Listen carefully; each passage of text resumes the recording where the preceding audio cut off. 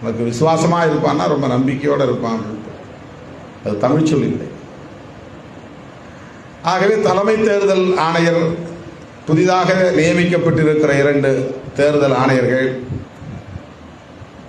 இயல்பாக இந்த பதவியில் தங்களை அமர்த்திய மோடிக்குத்தானே விசுவாசமாக இருப்பார்கள்,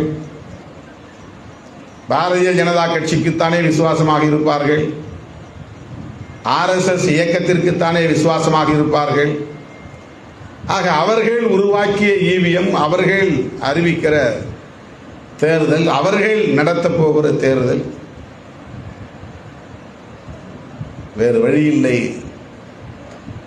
மக்கள் மீது நம்பிக்கை வைத்து நாம் களத்திற்கு போகிறோம்.